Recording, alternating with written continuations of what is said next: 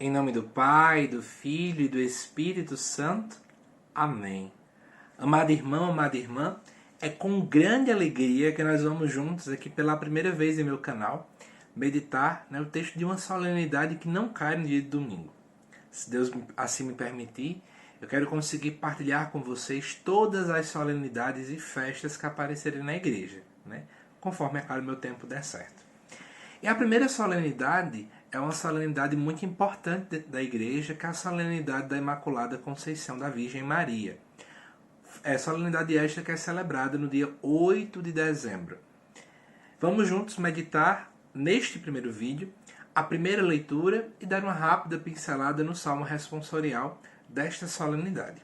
Então vamos juntos entender aquilo que vai nos mostrar na primeira leitura, que se encontra lá em Gênesis capítulo 3, versículo de 9 até 15 e versículo 20. E diz assim: O Senhor chamou Adão, dizendo: Onde estás?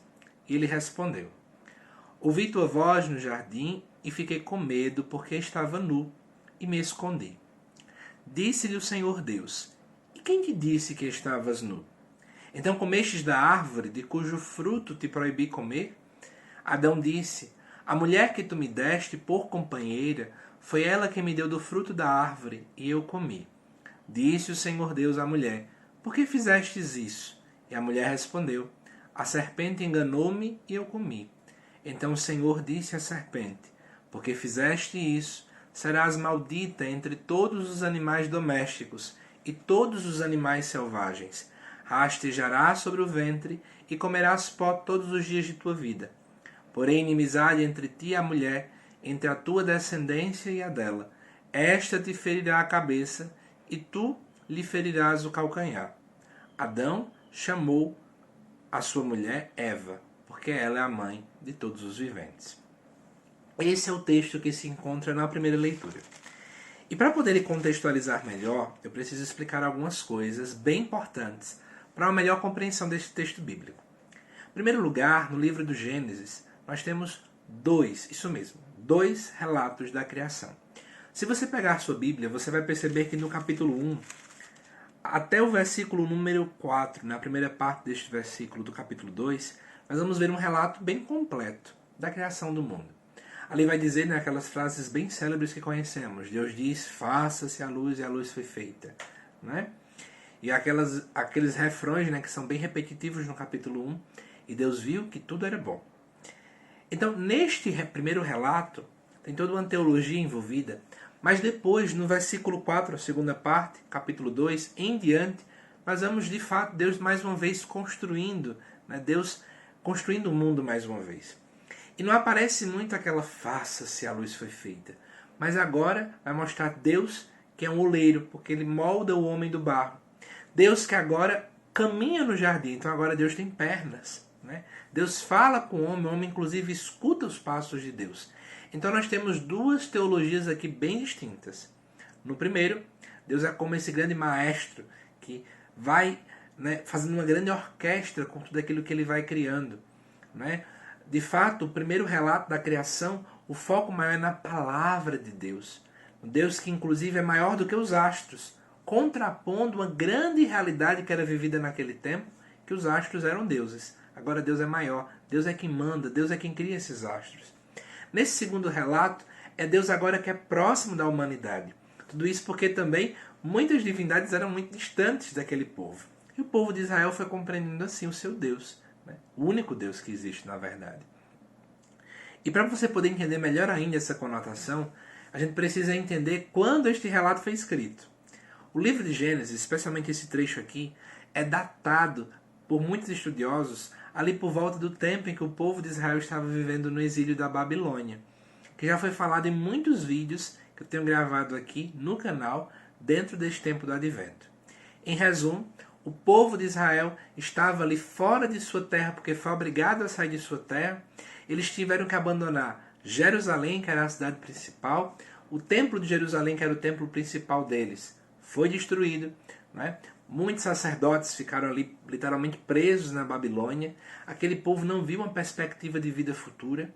Eles estavam fora de sua terra, sem poder exercer sua religião do modo muito coerente como eles faziam. E aí era muito natural que esse povo começasse a se perguntar: o que foi que fizemos? Por que estamos aqui?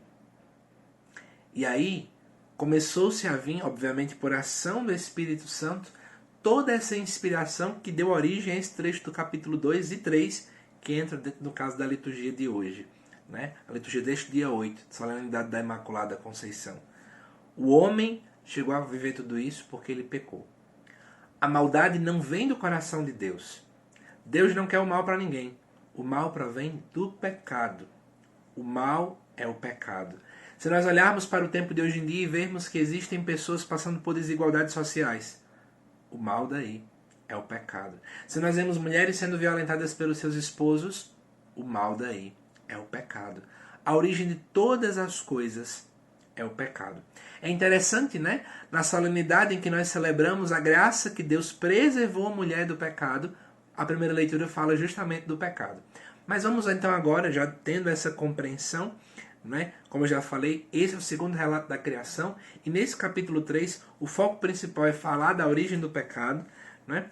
Vamos agora olhar para a primeira leitura e ver os trechos que apontam para esta realidade. Em primeiro lugar, versículo 9, Deus chega e pergunta a Adão onde ele está.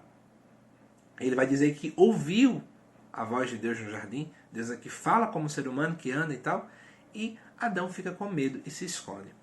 Então é interessante que esse medo provém de uma vergonha, porque ele estava nu. Vergonha e medo são duas palavras que apontam para uma ruptura da inocência inicial do ser humano, daquela justiça inicial que fomos criados. Mostra que existe alguma desordem. Enquanto o ser humano e todo mundo foi criado em harmonia, existe agora uma desarmonia. É isso que nós estamos encontrando aqui no relato do capítulo 3. E por que o homem chegou a essa desarmonia? Por que nós chegamos então a essa vergonha, ao medo? Porque desobedecemos a Deus. O fruto da desarmonia é a desobediência a Deus. Em contrapartida, se queremos ter uma vida harmoniosa, precisamos ser obedientes a Deus. Por isso que a gente precisa entender, e o povo de Israel era muito expert nisso, e nós bebemos dessa mesma fonte, porque está na Bíblia. Se queremos ser felizes, precisamos obedecer à vontade de Deus. A nossa alegria completa só acontece se nós obedecermos à vontade de Deus. Mas vamos continuar. Ainda no trecho, né, do capítulo 3, essa primeira leitura, vai dizer assim: Disse-lhe o Senhor Deus: E quem disse que você estava nu? Né? Comestes da árvore de cujo fruto te proibi? Interessante a gente entender que esse relato das árvores começa lá no capítulo 2. Existe uma árvore da vida e existe a árvore do bem e do mal. Deus dizia que o homem não podia comer aí, era a grande árvore do conhecimento. E talvez você, ao refletir nisso, né, esse trecho que fala que a árvore do conhecimento, está lá no capítulo 2, deixa eu ver se eu acho aqui facilmente. Aqui, no versículo 16, vai falar que ele pode comer de todos, mas no versículo 17 do capítulo 2 diz que ele não pode comer da árvore do conhecimento do bem e do mal. E aí você deve estar se questionando se Deus então não quer que o homem conheça o bem e o mal. Não, não é isso. Na verdade, essa árvore que ela simboliza, né, essa autoridade do homem em ser Deus, porque na essência aquele que é a verdade por excelência e que, portanto, pode discernir o que é bem e o que é mal é Deus. Então aquela árvore do conhecimento do bem e do mal simboliza o desejo do ser humano de ser como Deus, de querer ser a verdade. Entende? Então, na verdade, o ser humano, ele desejou, é isso que essa leitura, o sentido teológico principal é esse. A raiz de toda desobediência está no desejo do ser humano de ser como Deus. Só que é interessante que quando Deus questiona isso a Adão, ele vai dizer, né? Adão vai dizer: a mulher que tu me deste por companheira foi ela que me deu do fruto da árvore e eu comi. Olha como é que ele é expert, né? Olha, foi aquela mulher que o próprio Senhor me deu. Ou seja, o homem não quer culpar-se a si mesmo, o homem não quer reconhecer a sua própria culpa, como a gente diz no ato penitencial, né? Por minha culpa, minha tão grande culpa. Não, ele quer dizer assim: olha, foi o Senhor mesmo que fez tudo errado, não mandei me dar ela, né? Veja, sempre começa assim, né? Um jogando a culpa no outro. E aí, o que acontece? Deus então olha para a mulher, vai dizer: por que você fez isso? A mulher culpa a serpente. É um culpando o outro, mas ninguém quer assumir a própria culpa, né? A primeira leitura vai nos revelar isso de modo muito claro. Ninguém quer assumir a culpa daquela situação. E aí a gente pode refletir isso, trazendo para os dias de hoje, que muitas vezes a gente não quer assumir a culpa das coisas. Quer que eu dê um exemplo? Quantas pessoas, quando cometem um pecado, vão dizer: ah, foi o diabo que me tentou. Sim, meu irmão, minha irmã, o diabo tenta, mas quem cai é você. Quem peca é você. Ah, traí minha esposa porque fulana de tal me tentou. Mas quem traiu foi você. A tentação pode vir, mas nós podemos vencer a tentação com a ajuda da graça de Deus. Mas somos nós quem cedemos à tentação e, por conseguinte, pecamos. Mas continuando, no versículo 14, Deus então vai dizer: porque fizeste isso, serás maldita entre todos os animais domésticos e todos os animais selvagens. Então, eu queria apontar uma coisa aqui importante sobre a serpente, né? Antes de prosseguirmos. A serpente, para o povo cananeu, para o povo de Israel, a serpente sempre estava ligada a rituais de fertilidade e de fecundidade. Muitos ficavam fascinados com esses cultos e abandonavam Deus em vista desses ritos. É óbvio, né? O ser humano quer fertilidade na sua terra, uma terra fértil, como também a questão da fecundidade. A mulher sempre queria muito dar à luz, e se ela visse que não estava conseguindo, vamos fazer algum ritual, e a serpente sempre estava muito ligada a isso. Então o ser humano abandonava Deus para poder pensar nos bens materiais e para poder pensar na sua própria vontade, né? No seu próprio bem-estar, na sua própria alegria, sem pensar se essa de fato é a vontade de Deus. Então a serpente seria de fato este grande fruto proibido. A serpente seria um símbolo de tudo aquilo que nos afasta de Deus, aquilo que quer nos tirar do caminho de Deus. A gente pode pensar muito bem aqui. Muitas pessoas olham para esse texto e ficam tentando imaginar a serpente falando, né? Até eu costumo brincar quando eu falo desse texto, porque parece que a serpente, antes desse relato, ela voava ou andava, tinha pernas, mas agora ela começou a rastejar. Mas cientificamente falando, não tem nenhum relato que diga que a serpente voava ou algo do gênero, né? Então, assim, na verdade verdadeira, o que é que a gente percebe daqui? A serpente simboliza aquilo que nos afasta de Deus. E de novo, como eu falava, né? Aquela árvore do conhecimento é símbolo dessa autossuficiência, do homem que quer ser como Deus, né? Simboliza também esse orgulho. Então, o homem olha para aquilo que o afasta de Deus, pelo desejo de ser autossuficiência, ele cai. E ele não vê mais Deus como amigo, mas como adversário que colocou alguém para que ele pudesse pecar. E aí, já perto de finalizar, amado irmão, amada irmã, olha o que vai continuar no versículo 14.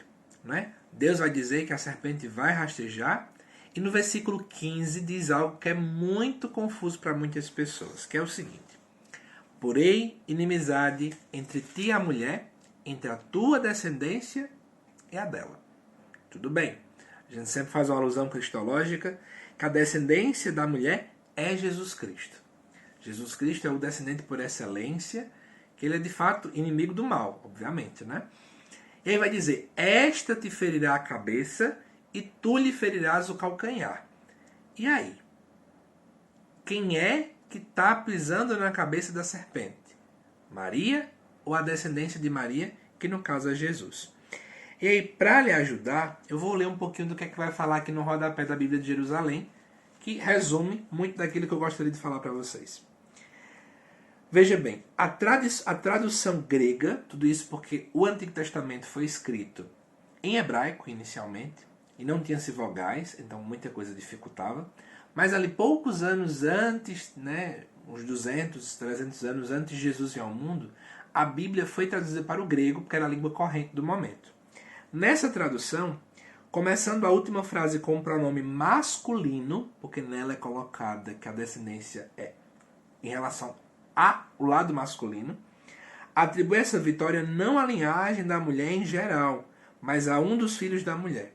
Né? Então, na verdade, a gente entende esse trecho como sendo um dos filhos da mulher, no caso, o filho por excelência, ele que vai vencer, ele que vai pisar a cabeça da serpente. E que ele é esse? Jesus Cristo. Então é interessante que mesmo diante do primeiro pecado, já temos aqui um anúncio de algo futuro. Sim, no final de tudo, Deus vai continuar vencendo. Por meio de quem? Da descendência desta mulher que é um homem, Jesus Cristo. Ele vai pisar a cabeça da serpente. É ele que derrota o mal. É ele que vence. Ah, José Lucas, mas tem muitos cânticos que falam que Maria que vai pisar a cabeça da serpente. São interpretações extremamente equivocadas. Porém, é claro, todas as vezes em que nós damos um não ao pecado e um sim a Deus, de certo modo, a gente pisa na cabeça da serpente. Mas se for usar este versículo como base, quem pisa é a descendência da mulher, portanto, Jesus Cristo. E depois vai dizer, e tu lhe ferirás o calcanhar. Que referência é essa? Para dizer o seguinte, olha, aquilo que o inimigo faz é algo tão pequeno que mal atinge. Né? Seria mais ou menos nesse sentido. E aí no final, versículo 20, e Adão chamou a sua mulher Eva, porque ela é a mãe de todos os viventes. É interessante fazermos, já pensando aqui na solenidade da Imaculada Conceição, que a gente vê o seguinte, né? Eva, a mãe de todos os viventes, mas ela caiu na tentação. Né? Ela acabou ouvindo a voz da serpente, ela ouviu a voz de tudo aquilo que busca afastar-se de Deus, ela ouviu a voz do mal, ela permitiu com que os seus desejos falassem mais alto, desejo de ser como Deus, de autossuficiência. E quando nós olhamos para essa festa da solenidade da Imaculada Conceição, a gente repara automaticamente que Maria fez o contrário. Por isso que nós vamos dizer que Maria é a nova Eva. E por que não dizer a verdadeira Eva? Porque Maria, sim, pelo seu sim, pela sua obediência à vontade de Deus, ela pôde ser mãe daquele que sim pisaria a cabeça da serpente no alto da cruz. Se nós olharmos para Eva aqui no Gênesis, ela foi aquela que cedeu à tentação. Maria jamais cedeu. E aí, partindo desse pressuposto, já perto de finalizar o vídeo, eu queria comentar o salmo responsorial desta celebração. O refrão vai dizer, cantai ao Senhor Deus um canto novo, porque Ele fez prodígios. Sim, agora nós já podemos cantar esse cântico novo, porque nós agora já sabemos que a descendência da mulher já venceu o pecado. A descendência da mulher, que é Jesus Cristo, já venceu a morte, já venceu o inimigo de Deus. Por isso que o salmista vai cantar, né, com tanta alegria. Cantai ao Senhor Deus um canto novo, porque Ele fez prodígios. Sua mão e o seu braço forte e santo alcançaram-lhe a vitória. A mão do Senhor realmente se dirigiu sobre nós. O seu Filho veio ao mundo, inclusive ao ponto de preservar Maria de todo pecado. O Senhor fez conhecer a salvação. Nós não merecíamos conhecer a salvação, mas o Senhor nos deu essa graça. As nações viram sua justiça. Ele recordou o seu amor sempre fiel pela casa de Israel. A gente podia ver esse trecho do Salmo, essa recordação do Senhor, do seu amor sempre fiel pela casa de Israel, é você refletir que Deus prometia que ia fazer coisas e Ele cumpriu em Maria, cumpriu em Jesus. Os confins do universo contemplaram a salvação do nosso Deus. Olhar para Maria e compreender, olhe, Deus preservou ela porque Ele queria realizar tudo em Jesus Cristo. E por fim, aclamai o Senhor Deus a terra inteira, alegrai-vos e exultai. Essa festa da Imaculada Conceição, essa solenidade, ela aponta a seguinte realidade para nós, amado irmão, amada irmã. Se olharmos para a primeira leitura, ficamos tristes. O homem caiu no pecado. O homem pecou. O homem desobedeceu a Deus. Mas nessa festa, e é isso que vai acontecer amanhã aqui no canal, na segunda-feira, vamos lançar aqui a segunda leitura. Na terça, o Evangelho, nós vamos vendo se aquilo que os nossos primeiros pais não fizeram, Maria chegou a fazer.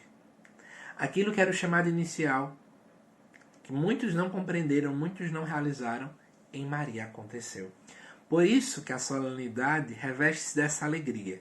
Sim, agora podemos cantar um cântico novo, porque Deus fez prodígios. Em Maria e, por conseguinte, no seu Filho Jesus Cristo e, por conseguinte, na igreja inteira. Por isso, vamos nesse momento louvar a Deus, mesmo sem chegar no Evangelho, mesmo sem chegar na segunda leitura. Louvar a Deus porque Ele fez prodígios na vida de Maria. A graça de Deus, não de Maria, a graça dele. Obrigado, Senhor, porque Tu fizeste os prodígios na vida de Maria. E preservando ela da culpa do pecado original, o Senhor nos deu essa graça, de poder trazer o Seu Filho Jesus em um ventre santo. Por isso, juntos rezemos. Feche os teus olhos e louvemos a Deus. Obrigado, Senhor. Obrigado porque o Senhor preservou a Virgem Maria de todo pecado. Obrigado porque o Senhor preparou este ventre para que o Senhor pudesse se encarnar e pisar nesta terra nossa, na humanidade. Obrigado, Senhor. Nós te louvamos, nós te bendizemos pela tua bondade que é infinita. Obrigado, Senhor, porque mesmo diante do nosso pecado, das nossas iniquidades, da nossa autossuficiência, o Senhor já prometia lá em Gênesis que a descendência da mulher, que é Jesus, iria vencer o mal. Obrigado, Senhor, porque o Senhor não desistiu de nós, mesmo com o nosso pecado. E também queremos te agradecer, ó Virgem Maria, pela tua intercessão, porque eu sei que a Senhora intercede por nós para que sejamos santos. Maria, intercedei por nós hoje e sempre. E que nesse dia 8 nós possamos olhar para ti e entender o nosso chamado, que é sermos santos como o Senhor é. Amém. Que Deus te abençoe, amado irmão, amada irmã. E nesta segunda-feira aqui no canal, 6 horas da manhã, a segunda leitura vai ser lançada. E na terça, às 6 horas da manhã, o Evangelho da Solenidade da Imaculada Conceição. Por favor, se inscreve no canal, deixe seus comentários, curta e envie para outras pessoas. Me ajude assim a evangelizar. Que Deus te abençoe e até mais.